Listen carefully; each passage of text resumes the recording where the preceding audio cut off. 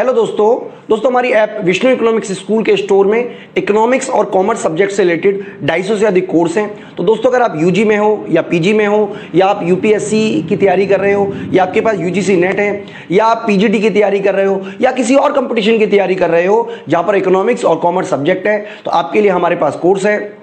तो दोस्तों हमारी ऐप जरूर डाउनलोड कर लीजिएगा, विष्णु इकोनॉमिक्स स्कूल। हेलो दोस्तों इस वीडियो के साथ हम एक नया चैप्टर स्टार्ट कर रहे हैं जिसका नाम है ग्रामीण विकास। तो ग्रामीण विकास क्या होता है उसको हम समझें।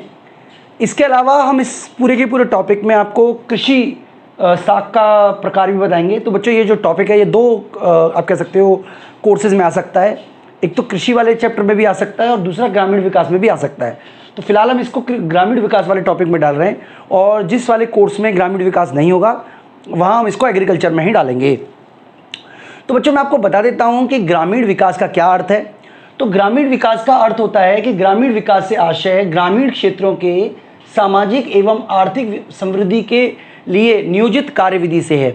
यानी कि देखिए भारत में एक बहुत बड़ी समस्या ये है कि गाँव में पलायन जो होता है वो शहरों में आता है। इससे रीजनल इम्बैलेंस जो है वो बढ़ता है, पर्यावरण की समस्या होती है और भी कई तरीके की तमाम समस्याओं का सामना शहरों में करना पड़ता है। ऐसे बहुत सारे गांव हैं जहां पर जो बड़ी जनसंख्या में जो पुरुष, खासतौर पे पुरुष की है, वो एक तरीके से शहरों में आके बस जाते हैं और बहुत ही ज़्यादा असंतुलित सामाजिक विकास जो है वो प्रेरित होता है। तो इसके वजह से ग्रामीण क्षेत्रों में विकास करने पर जोर देने की बात कही गई है। तो बच्चों ग्रामीण विकास का मतलब होता है एक ऐसी कार्यविधि से, एक ऐसी योजना से, एक ऐसी प्लानिंग से जिसमें ग्रामीण क्षेत्रों का ही संपूर्ण विकास हो। क्योंकि अगर ग्रामीण क्षेत्रों में ही रोजगार के अवसर पैदा हो जाते हैं, अगर ग्रामीण क्षेत्रों में ही जो आधारभूत सुविधाएं हैं वो मिल जाती हैं, तो हो सकता है कि गाँव की बहुत सी जनसंख्या को शहरों की आवश्यकता ही ना पड़े और वो गाँव में ही अपनी समृद्धि कर लें। तो अभी हमारे यहाँ गाँव जो हैं वो उस तरीके से ना तो उनमें ढांचागत विकास हुआ है, ना ही वो आर्थिक रूप से समृद्ध हैं, ना ही वो सामाजिक रूप से इतने समृद्धशाली हैं। तो इन सभी क्षेत्रों में विकास करना, यानी कौन कौन से क्षेत्र में विकास करना, सामाजिक क्षेत्र में विकास करना और आर्थिक समृद्धि में विकास करना, और उसके लिए एक प्रॉपर प्लानिंग तैयार करना ही आर्थिक नियोजन कहलाता है, ग्रामीण विकास कहलाता है। तो बच्चों ग्रामीण विकास की जितनी भी चुनौतियां हैं उसको दो हिस्सों में हमने डिवाइड कर सकते हैं। पहला है विलंबी चुनौतियां, यानी कि जो लंबे समय तक चली आ रही हैं, जिसमें से एक है ग्रामीण शाख और दूसरा है ग्रामीण विकास या ग्रामीण विपणन, मार्केटिंग। और उभरती हुई जो चुनौतियां हैं उनमें जैविक कृषि और उत्पादन क्रियाओं का विविधीकरण भी शामिल है। तो बच्चों डिटेल में हम इस सबको बारे में आप बच्चों को समझाएंगे। इससे पहले मैं आपको बता देता हूं कि हमने डिफरेंट यूनिवर्सिटी के यूजी, पीजी और यूपीएससी इकोनॉमिक्स ऑप्शनल के अकॉर्डिंग, डिफरेंट स्टेट में जो पीसीएस के एग्जाम होते हैं उनके अकॉर्डिंग, इसके अलावा यूजीसी नेट, पीजीटी इकोनॉमिक्स, तो तमाम तरीके के कोर्सेज हमने बनाए हुए हैं। तो अगर आपके पास इकोनॉमिक्स सब्जेक्ट है तो बच्चों मेरे पास उसके लिए ज़रूर कोई ना कोई कोर्स आपके लिए होगा। तो आप हमारे दिए हुए नंबर से हमसे कांटेक्ट कर सकते हैं। इसके अलावा हमारी ऐप है विष्णु इकोनॉमिक्स स्कूल, उसको भी आप डाउनलोड कर सकते हैं। तो चलिए हम आगे बात करते हैं बच्चों। तो यहाँ पर हम जो पूरा का पूरा टॉपिक हम फोकस करेंगे बच्चों वो है कृषि शाख के बारे में, यानी कि हम कृषि शाख के बारे में ही आपको डिटेल में समझाएंगे। कृषि शाख क्या होती है, क्या उसके प्रकार हैं, उन सब के बारे में चर्चा करेंगे बच्चों। तो सबसे पहले अगर हम बात करें कृषि शाख का अर्थ की, यानी कि कृषि शाख किसे कहते हैं, तो बच्चों ग्रामीण क्षेत्रों में भी उधार की आवश्यकता होती है, यानी कि ग्रामीण क्षेत्रों में उत्पादक कार्यों के लिए भी, साथ में उपभोग कार्यों के लिए भी लोगों को ऋण की आवश्यकता होती है। बेटी की शादी करवानी है उसके लिए ऋण की आवश्यकता होती है, मशीन खरीदनी है उसके लिए ऋणों की आवश्यकता होती है, भूमि खरीदनी है उसके लिए ऋणों की आवश्यकता होती है, इसके अलावा भूमिगत सुधार करना है उसके लिए ऋणों की आवश्यकता होती है। तो किसानों को या हम कह सकते हैं ग्रामीण, किसान तो फिर एक छोटा शब्द हो जाएगा, बड़े शब्दों में कहें तो ग्रामीण अर्थव्यवस्था में अनेक प्रकार के ऋणों की आवश्यकता होती है। उसके लिए जो हमें आवश्यकता चाहिए उसको बोलते हैं कृषि शाख के प्रकार, कृषि शाख। तो एक बार हम बच्चों कृषि शाख के अर्थ का मतलब हुआ, एक बार हम अर्थ पे भी बात कर लेते हैं। तो कृषि शाख का अर्थ है कि कृषि तथा उससे संबंधित क्रियाओं के लिए लिया गया ऋण।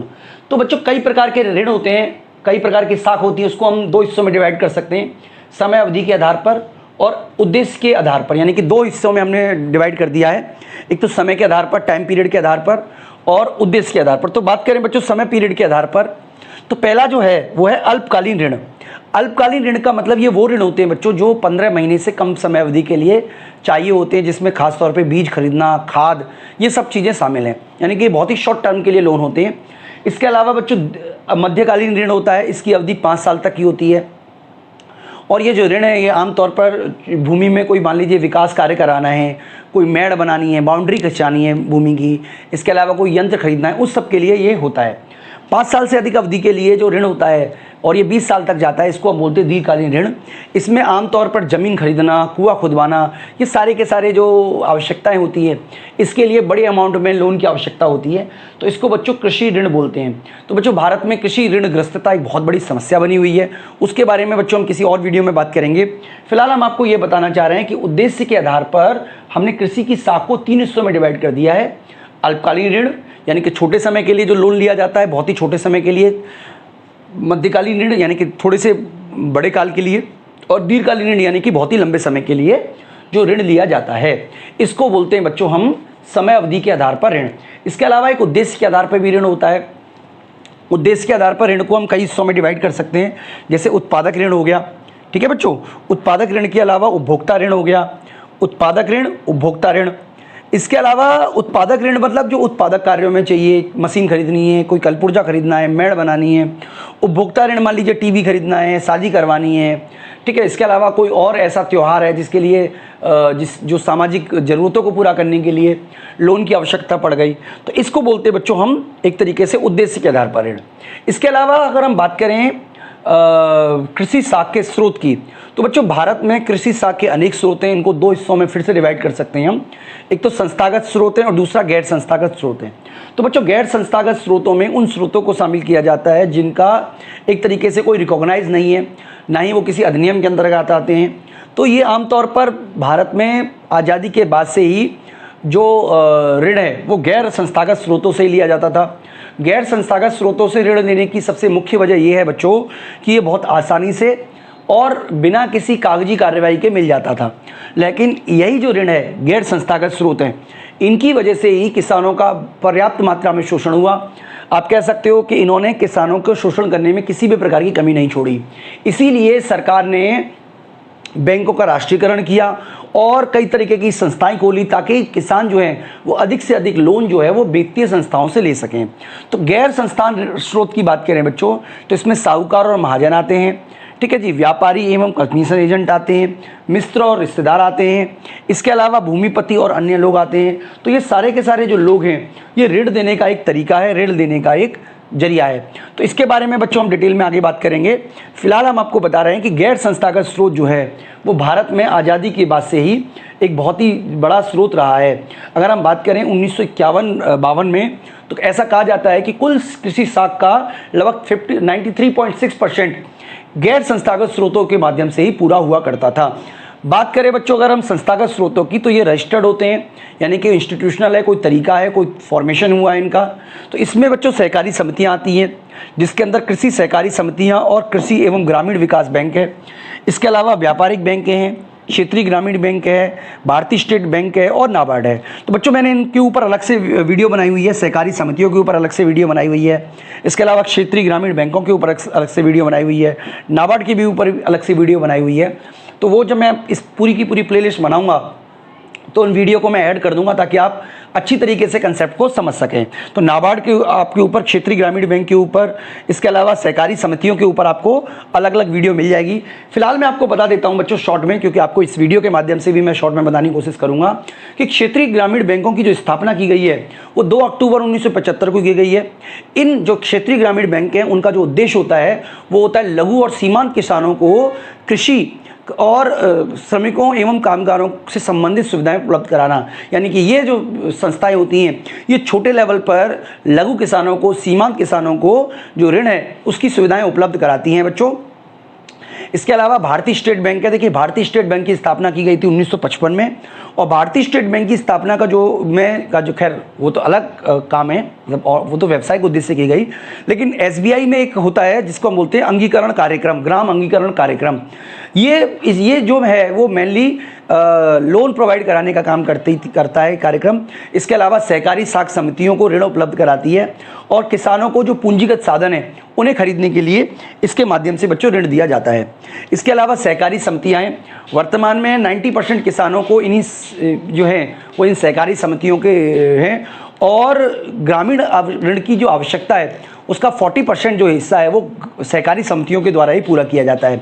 तो बच्चों सहकारी समितियों का बहुत ही इंपॉर्टेंट रोल है।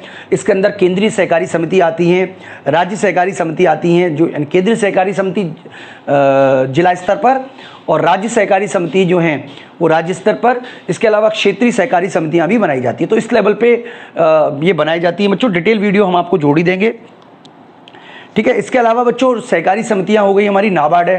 देखिए नाबार्ड जो है वो एक शिखर संस्था है, खासतौर पे कृषि साख के संबंध में। तो नाबार्ड की स्थापना 1982 में की गई थी बच्चों।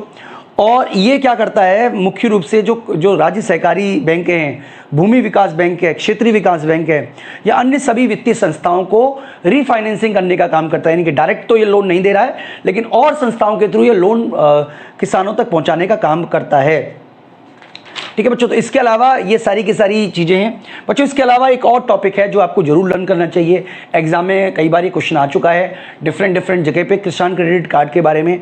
तो बच्चों मैं आपको बता देता हूँ कि किसान क्रेडिट कार्ड में किसान जिनको कि 5,000 रुपये तक को लोन मिलने की एलिजिबिलिटी है, उनको एक कार्ड और एक पासबुक दे दी जाती है। और इसको हम बोलते हैं किसान क्रेडिट कार्ड योजना। इस योजना का प्रारंभ हुआ था 1988 में, याद रखिएगा 1998 में, सॉरी 1998 में, 1998 में। और इसके अंतर्गत क्या किया जाता है बच्चों, किसानों को यानी कि जो बीज हैं, उर्वरक हैं, इसके अलावा कीटनाशक है या कोई और ज़रूरी वस्तु है, उसके लिए वो पैसा निकाल सकते हैं। इसके अंतर्गत बच्चों इसका जो भुगतान है वो 1 महीने के अंदर करना पड़ता है। यानी कि जब आपने पैसा निकाला उसके 1 महीने के अंदर इसका भुगतान करना पड़ता है।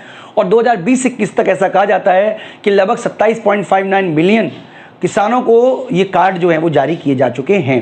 तो इस तरीके से बच्चों किसान क्रेडिट कार्ड आपके लिए बहुत इंपॉर्टेंट है लर्न करना। तो मैं उम्मीद करता हूं कि आपको जो हमारी कृषि साख समितियों के बारे में जो डिटेल की आवश्यकता है वो सारी की सारी आपको जानकारी हो गई होगी बच्चों। तो बच्चों वीडियो खत्म करूं उससे पहले मैं आपको बता देता हूं कि आप हमारी की वीडियो अगर आपको अच्छी लगी है तो आप हमारी वीडियो को लाइक जरूर कर लें, चैनल को सब्सक्राइब जरूर करें। और अगर आपने हमारी ऐप डाउनलोड नहीं की है तो बच्चों ऐप जरूर डाउनलोड कर लें। इस वीडियो में इतना ही, थैंक यू।